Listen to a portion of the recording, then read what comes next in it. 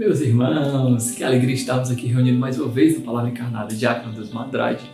E hoje nós vamos partilhar na festa de São Pedro e São Paulo. Que grande festa, né, meus irmãos? Por isso vamos clamar que o Espírito Santo ele esteja conosco durante o nosso dia de meditação de hoje, nossa palavra. Vinde, Espírito Santo, enchei os corações dos vossos fiéis e acendei neles o fogo do vosso amor. Enviai o vosso Espírito e tudo será criado e renovareis a face da terra. Oremos. Ó Deus, que instruíste os corações dos vossos fiéis com a luz do Espírito Santo, fazei que apreciemos retamente todas as coisas segundo o mesmo Espírito e gozemos sempre de sua consolação. Por Jesus Cristo, Senhor nosso. Amém. O Evangelho de hoje, meus irmãos, se encontra em Mateus, do capítulo 16, dos versículos 13 a 19. Gosto sempre de lembrar o nosso contato pessoal com a Palavra de Deus. Escutar o Evangelho é fundamental. Ouvir a meditação, ótimo, mas é importante que você também tenha o seu contato com a Palavra de Deus. O Senhor esteja convosco, Ele está no meio de nós. Proclamação do Evangelho de Jesus Cristo, segundo Mateus. Glória a vós, Senhor. Naquele tempo, Jesus foi à região de Cesareia de Filipe e ali perguntou aos seus discípulos: quem dizem os homens ser o Filho do Homem? Eles responderam: alguns dizem que é João Batista, outros que é Elias, outros ainda que é Jeremias ou algum dos profetas. Então Jesus lhe perguntou: e vós, quem dizeis que eu sou? Simão Pedro respondeu: tu és o Messias, o Filho do Deus vivo. Respondendo Jesus lhe disse: feliz és tu, Simão, filho de Jonas, porque não foi um ser humano que te revelou isso, mas o Pai que está no céu. Por isso eu te digo que tu és Pedro, e sobre esta pedra construirei a minha igreja, e o poder do inferno nunca poderá vencê-la. Te darei as chaves do reino dos céus. Tudo aquilo que tu ligares na terra, serás ligado no céu. Tudo aquilo que desligares na terra, será desligado no céu. Palavra da salvação, glória a vós, Senhor. Meus irmãos, Jesus conversa nesse diálogo pessoal com os seus apóstolos, perguntando: quem dizem os homens ser o Filho do Homem? Quem dizem os homens que eu sou? Interessante porque, normalmente, quando nós perguntamos isso, quando nós estamos extremamente preocupados com o que estão falando de nós, isso é sinal de uma certa insegurança pessoal. Como os homens me julgam? Quem sou eu perante os olhares dos homens? Entende? Esse tipo de pergunta muitas vezes nasce de uma insegurança pessoal. E lá no fundo nasce também de não saber como eu sou olhado por Deus. Uma falta de consciência, vocês entendem? Quem sou eu aos olhos do Pai? Quem sou eu aos olhos de Deus? Eu sou quem eu sou diante de Deus, dizia Santa Teresinha. A minha verdade não se encontra perante os homens, se encontra perante Deus. Veja,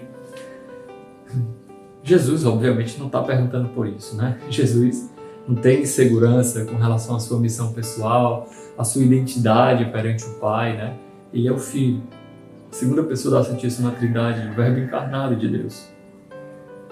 Mas ele pergunta para saber como as pessoas estão acolhendo o mistério dele.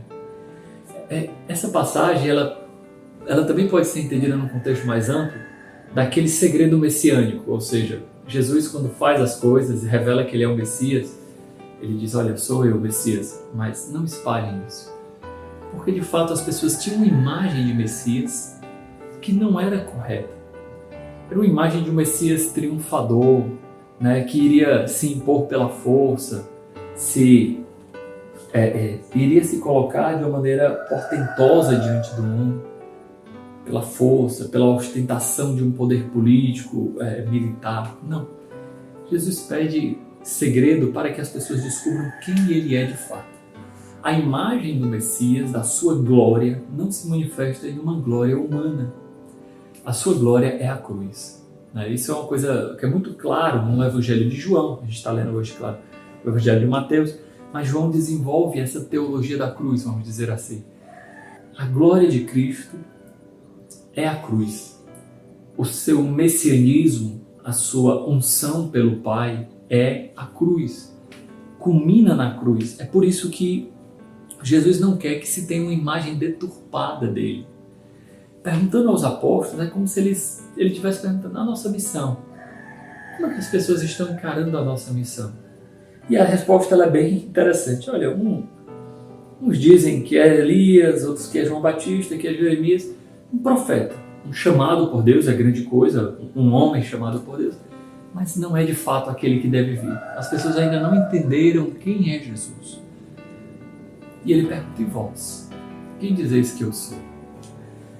E Pedro, de um sobressalto, se levanta e diz: olha, tu és Pedro, sempre o impetuoso, o primeiro, né? Um abraço aí pro Diegão, que ama Pedro, do Dois ou Mais. O Diegão, ele tem esse amor mesmo por Pedro. Não sei se ele se identifica com ele, né? Mas acredito que sim. Pedro impetuosamente grita: tu és o Messias, o Filho do Deus vivo. Vejam, sair desse salto de que ele é um profeta, enviado por Deus, mas humano, para um salto maior, que é: tu és o Filho de Deus. Pedro intuiu que Jesus não era somente um homem qualquer, mesmo que ungido por Deus, mas Jesus, ele era o Filho amado do Pai.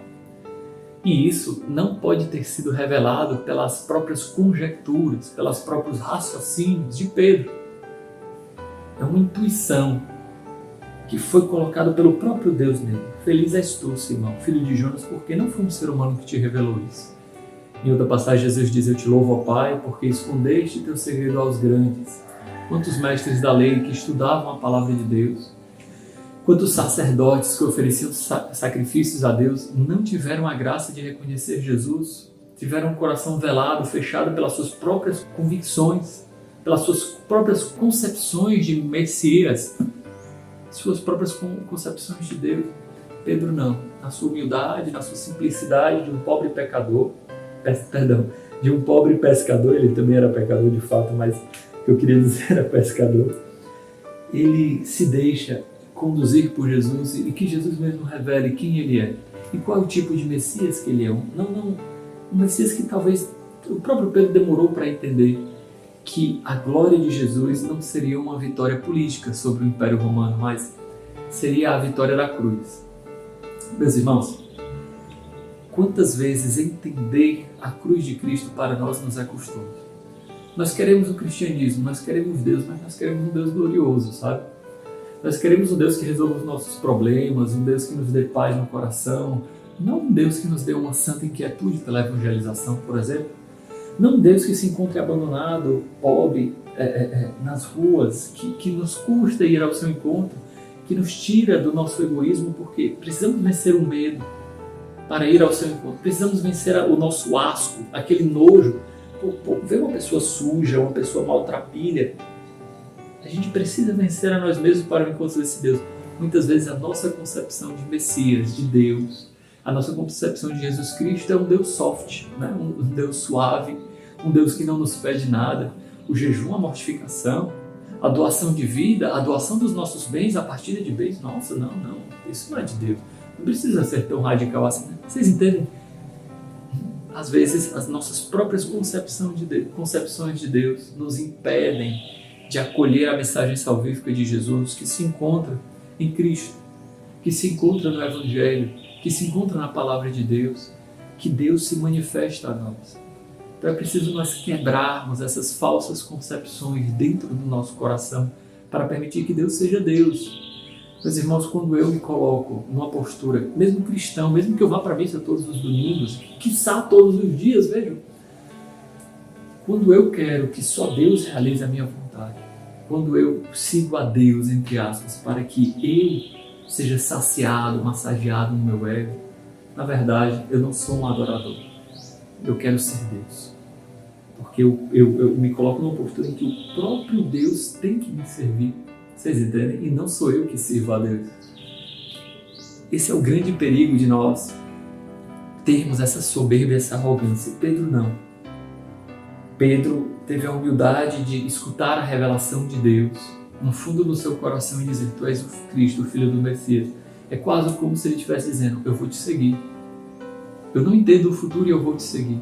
Claro que a gente sabe que Pedro foi e voltou, foi e voltou, foi e voltou. Somos nós que vamos, e aí desanimamos, tarará. A imagem de Pedro está gravada em cada um de nós.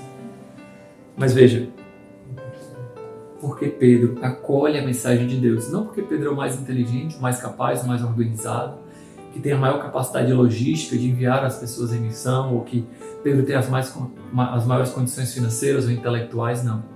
Porque Pedro é capaz de ser humilde e amar a Jesus, Jesus confia a ele a guia da sua igreja. Por isso eu te digo, tu és Pedro e sobre esta pedra edificarei a minha igreja. Que pedra? O próprio Pedro. Tu és Kéfas. A palavra Kéfas é rocha, pedra, a dureza, né? Escutei em algum lugar, não sei se é verídico, que a palavra Simão quer dizer vacilante. Então, Jesus, de vacilante que Pedro era, transforma-o em rocha, em pedra, em firmeza. Então, sobre esta pedra edificarei a minha igreja. Que pedra é essa? A pessoa de Pedro. Ou melhor dizendo, o ministério de Pedro que recebeu a revelação do Pai. E é por isso, precisamente, que não é só a pessoa de Pedro, mas o seu ministério, que isso é transmitido à igreja. Nós somos católicos, enviados pelo Papa, porque o Papa ele é o sucessor de Pedro. A nossa obediência, o nosso amor filial ao Papa, não se é por outra coisa a não ser porque Jesus confiou a prioridade da sua missão à igreja de Pedro e colocou Pedro como o centro, o primeiro. Claro, Pedro ele é um apóstolo como os outros, mas ele é o primeiro, ele é o primus inter pares, o primeiro entre os iguais. Porque ele é apóstolo como os outros, mas ele tem a prioridade da fé. De certa forma, o Papa também, ele serve para nós como servo dos servos de Deus, servus servorum Dei, mas ele é aquele que nos confirma na fé, o primeiro a nos confirmar na fé. Então, meus irmãos, hoje é dia de oração pelo Santo Padre, hoje é dia de reafirmar a nossa fé apostólica na igreja. Hoje é dia de deixarmos de ser vacilante na fé e acolher aquilo que a igreja nos pede. Glória ao Pai, ao Filho e ao Espírito Santo, como era no princípio, agora e sempre. Amém.